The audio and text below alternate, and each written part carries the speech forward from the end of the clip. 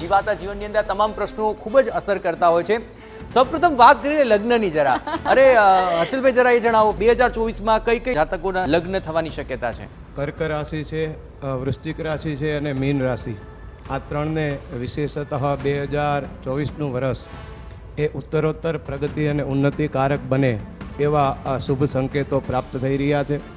એવા કયા ક્રિસ્ટલ્સ રાખીએ સાથે કે જલ્દી આ યોગ બને? અને બીજો પ્રશ્ન એ પણ ઉમેરી દઉં કે કઈ રાશિના જાતકોનો મનમેળ વધારે રહેશે, રિલેશનશિપ ક્યાં વધારે સ્ટ્રોંગ બનશે? કે જેની પાસે પિંક ક્રિસ્ટલ છે ને એનું રિલેશનશિપ તો સુધરશે જ, પણ એને લગ્ન યોગ પણ ઘણા સારા રહેશે.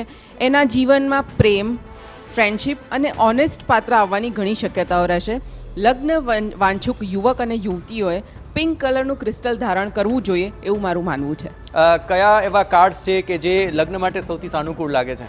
ઓકે, અત્યાર સુધી જે લોકો વેઇટ કરી રહ્યા છે two enter into a relationship કાં પછી મેરેજ માટે, તો એ પોસ્ટપોનમેન્ટનો સમય પૂરો થાય છે ને એપ્રિલ પછીનો સમય ખૂબ લાભદાયક છે અને તમને તમારું સોલમેટ ડેફિનેટલી મળી જશે. ધ કાર્ડ ઇઝ ઓર્ડિનરી, એટલે ઇઝી ગોઈંગ રહેશે તમારી relationship with harmony, with peacefulness and thunderbolt, એટલે કે ઝઘડા થવાના ચાન્સીસ બહુ ઓછા છે. તો relationship will be favourable from the month of April.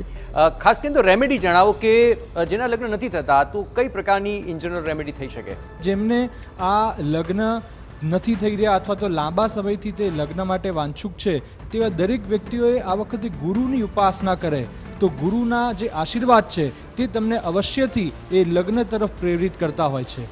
અને આથી જ જો આપ ગુરુના કેટલાક મંત્રો, ગુરુના દાન એ કંઈ પણ આપ કરશો તો તેનાથી ચોક્કસ તમને આ વર્ષે એ લગ્નની જે આપની મહેચ્છા છે તે ઈશ્વર અવશ્યથી પૂર્ણ કરશે. કોના ગ્રહ મજબૂત છે એ પણ મારે જાણવું છે. રાણા સાહેબ, કોના ગ્રહ મજબૂત છે આ વખતે? કોને વધુ વેઇટ નહીં કરવો પડે અને મનગમતું પાત્ર મળી જશે? આ વખતે જો અગર રાશિની વાત કરીએ તો ઓફકોર્સ મેષ રાશિ ને મેષમાં ગુરુ છે એટલે એ ગુરુની 5મી અને 9મી દ્રષ્ટિ પડે છે એટલે લાભ કરી રહેવાનું છે. મિથુન માટે, સિંહ માટે અત્યંત સારું વર્ષ છે. જેને કદાચ ચેલેન્જ આવી શકે તો હું એવું કહી શકું કે અત્યારે જ્યારે કુંભ રાશિ છે એને કદાચ થોડી વેઇટ કરવી પડે. પણ અગર જો એમ ઉપાયોની વાત કરીએ તો આ વર્ષે અગર લક્ષ્મીનારાયણની પૂજા કરો અથવા તો એમના મંત્રો કરો, ભગવાન વિષ્ણુના મંત્રો, અને સાથે સાથે વિઘ્નહર્તા દેવ એટલે કે ગણેશ મંત્રો ખૂબ લાભદાયી રહેશે. પર્ટિક્યુલરલી 5 મહિના પછી એક ગુરુ શુક્રનો યોગ બને છે જેનાથી કેતુ અત્યંત સારો થાય છે. એ સમય દરમિયાન જે ગણેશની પૂજા અથવા તો અર્ચના મંત્રો કરતા રહ્યા છે એ લોકો માટે અત્યંત લાભદાયી છે. એટલે આ તમે એમ પણ કહી શકો કે દરેક રાશિને આ ફળ આપી શકે એવો ગણેશનો મંત્ર અથવા તો બીજ મંત્ર અગર જો એ લઈ લેશે ભગવાન ગણેશનો તો એમને આ બીજ મંત્રની સાથે સાથે અંકશાસ્ત્રને પણ આપણે જોડી દઈએ. આંકડાઓ શું કહે છે? મને દેવશ્રી જાણવું છે, આંકડાઓ શું કહે છે આ વખતે કોને વધારે ફાયદો થવાનો છે? જેની ડેટ ઓફ બર્થ 6 છે કે ડેસ્ટિની 6 છે. Destiny means the total of the date કે જેનું પર્સનલ યર 6 આવે છે એના માટે હાઈએસ્ટ ચાન્સીસ છે લગ્ન થવાના. અને જે લોકોના લગ્ન નથી થતા એના માટે બહુ સરસ ઇઝી એક રેમેડી તમને શેર કરું છું. આ જે સ્વિચવર્ડ છે, ધીસ ઇઝ અ વૈદિક સ્વિચવર્ડ. એનું નામ છે સ્વયંવર. તમારે શું કરવાનું, જે કેન્ડિડેટના લગ્ન નથી થયા એના પાછળ રેડ પેનથી સ્વયંવર લખવાનું અને રામચરિત માનસમાં જે પેજમાં ફોટો છે ભગવાન રામના લગ્ન માં સીતા સાથે થાય છે ત્યાં મૂકી દેવાનું. અને ડેલી આ જે વૈદિક સ્વિચવર્ડ છે એનું 108 ટાઈમ્સ ચાન્ટિંગ કરવાનું.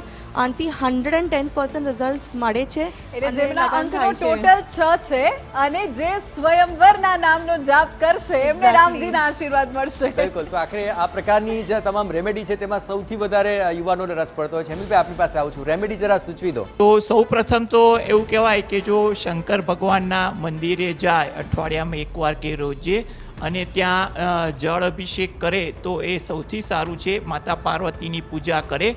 તદુપરાંત જે છોકરાને કોઈ પણ કારણસર લગ્ન અટકતા હોય, વાત અટકતી હોય, તારીખ પાછી છોડે તો એ શુક્રવારના દિવસે શંકર ભગવાનના મંદિરે કપૂરની ગોટી અર્પણ કરે એ વધુ ઈચ્છનીય છે.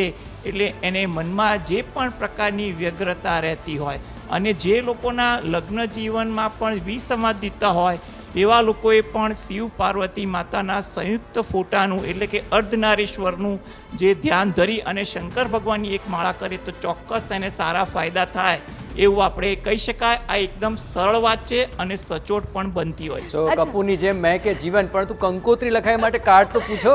બિલકુલ, કાર્ડ શું કે ક્યારે કંકોત્રી લખાશે? કારણ કે ઘણા મિત્રો એવા હશે, બહુ અટકેલા હશે, બહુ મનામણા કર્યા હશે. શું લાગે છે આ વખતે? બહુ જ જલ્દી. અરે વાહ. 6 months. અત્યારથી તમે અગર આ જોઈ રહ્યા છો તો અત્યારથી તમારા 6 મહિનાની પછી તમારે લગ્ન થવાના હાઈ ચાન્સીસ છે, અને જેમાં તમારી કંકોત્રીના ઇન્વિટેશન છપાવીને તમે મોકલી શકો તો છો. તૈયારી શરૂ કરી દો. વધુ રાહ જોવાની જરૂર નથી, બસ 6 મહિના અને ત્યારબાદ મળી જશે મનગમતું પાત્ર. ઓકે.